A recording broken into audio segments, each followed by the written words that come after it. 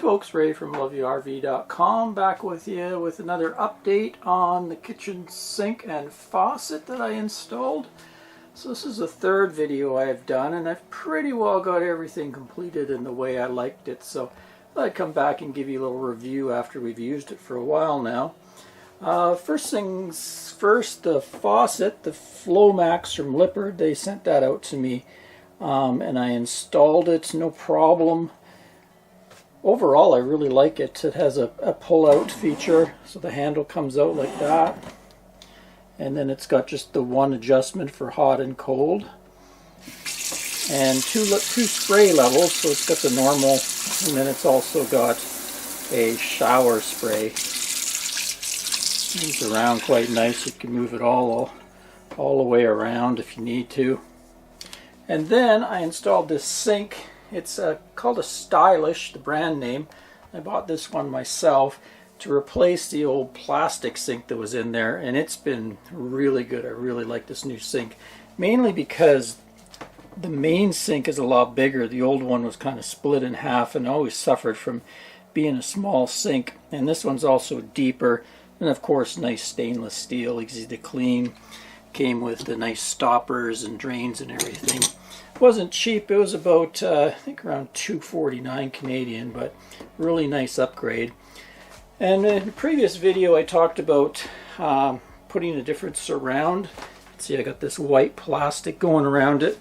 It was all I could do at the time. I'm still kind of searching around. I'd like to get a stainless surround, but that means going to a shop and talking to them, telling them exactly what I want. And in this day and age, I thought I'd just put that off for now, because this actually doesn't look too bad and it's worked quite well. So I've gone ahead and silicone sealed all around it, so everything is sealed. And underneath I've tightened the sink down so it's not going anywhere. It's in there solid. As far as the faucet, there's a few niggly things that I don't like.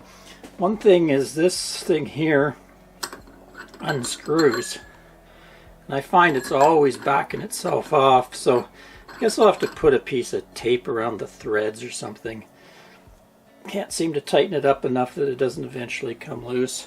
Also, when you use this, you can see the little drips that happen. It's not like the faucet is actually leaking. It's got to probably do with that hose, but that's just kind of a niggly little thing. Also, if you remember, I had to modify a drawer because this was a little different underneath. And I've also modified a second drawer to accommodate the weight. So if you see in there, I've actually notched out this big drawer so that the weight can hang down. Before, I wasn't sure what I was going to do with that because the drawer was in the way. And it's got its own little cubby section there. So when I pull up on the retractable hose, it just goes straight up and down and is free and clear from everything. Other than that, everything's worked well. Plumbing's worked well. I really like having this extra space. The other one, kind of when we put our garbage in, it kind of got in the way, but the plumbing's nicely out of the way now. So that's all worked out fine. Drains have worked fine on it. And then one big upgrade I did, which I mentioned in the last update, was I got myself a really nice butcher block. So the old sink had plasticky covers that would give you, lots of counter space if you wanted to cover the sink, or maybe hide your dishes in there.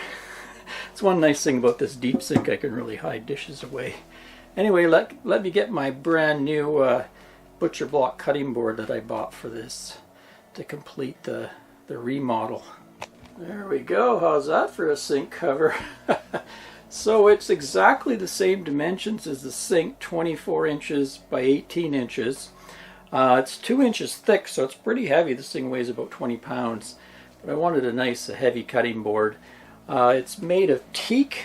I chose teak because teak is fairly water resistant. They use teak for decks on boats and stuff like that, and being around the sink all the time, it's going to get wet. This is the position it would be in if we really needed a lot of counter space to work on. But normally what we're going to have is it over this way.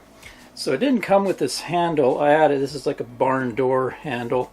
I screwed that on just because it's pretty heavy for Anne to lift. So she can just go like this and bring it over like that. So that's the position we normally have it in, because you know we like to have a sink to use pretty well all the time. But then we have a nice big huge area that we can do our food prep on or put things on. So that sits like that. And then if we don't need it, we can always put it in the sink like that. Also underneath it, just so it sits flush, I added a pair of feet. Just those type you put under chairs and stuff. So they just stick on in case I want to use the reverse side later on. One side gets beat up, I can always just unstick them and reuse them. But that worked out pretty good for that. It's nice and stable. The only thing I found over time was because it's wood, even being teak, I was getting a bit of warpage on the end. And that mainly had to do when it was covering this little sink. I found if it would have water in it, and then the water would condense out here. So what I do every time when I finish my dishes, I always dry this sink, and then it's gone back and it's nice and flat again. So I just have to remember to dry that sink, or the board can slightly warp. So this little sink comes in handy. Mainly this little sink is just for when I do the dishes. I'll just show you how my setup is for dishes. Yeah, so I'm the chief cook and bottle washer in the family, so I do all the dishes. So it's easy for me to flip it sideways like that, do my sudsy water dishes, then I rinse them and put them in here so they can kind of dry off a bit, and then dry them and put them on that, then put them away. So it's worked out really well for that.